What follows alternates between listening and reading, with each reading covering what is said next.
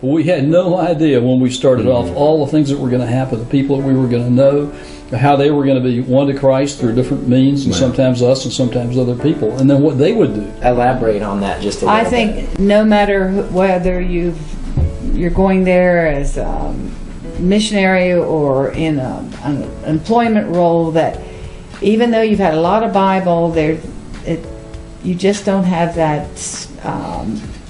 feeling that you're capable of doing it unless you've had at least a little bit. I'd say a year. Some more formal Bible training. Yeah, and how to do it, and just, yes, more formal Bible training. And then after that, I worked at that hospital for 2.5 years as an aide, and I told them every time, I'm going to Kenya as a nurse. I have no idea how you're going to do this, Lord.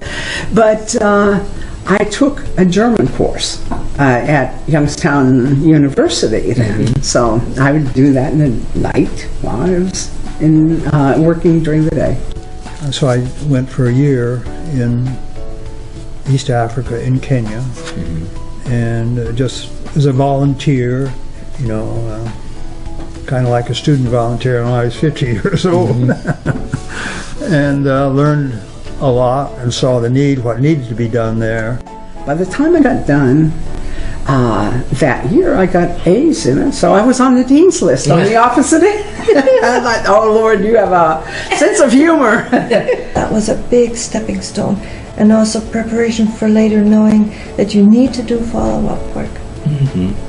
And so the Lord prepared me through the camp ministry to work with children in every aspect, and with families as well. So I went with her over to the school at nighttime. It was in a very bad section of town. And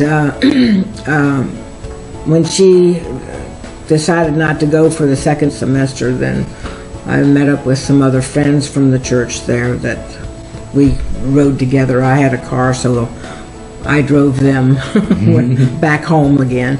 And so that's how I got started with Bible college. And I actually studied Christian education, thinking I would be a Bible teacher. Well, a year and a day after I joined, they put me on a plane to Africa because I'd been invited to go for a 2-year stint that extended out to 16.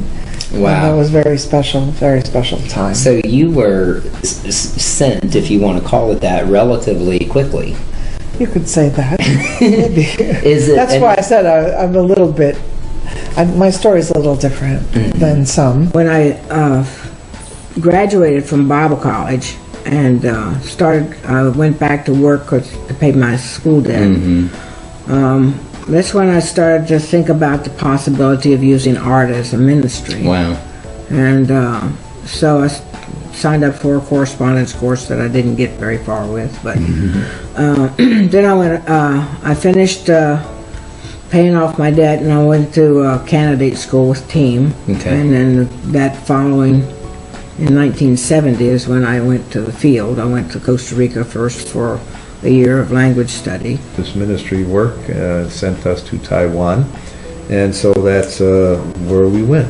Wow. And I would say we were sent first to the Missionary Orientation Center in Stony Point, New York for 5 months. That was a very productive time in terms of I had grown up in a pretty sheltered and conservative environment.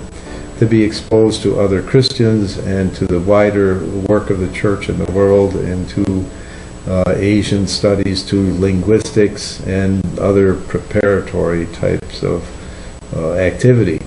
So that was quite productive in terms of preparation. We went out to Brazil in '55, and there wasn't much preparation.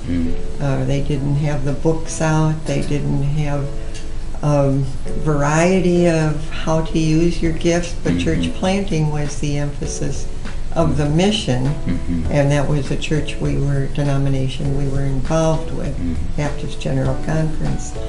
And so everybody was expected to have a gift of church planting. Without necessarily the training or equipping that you probably could have used.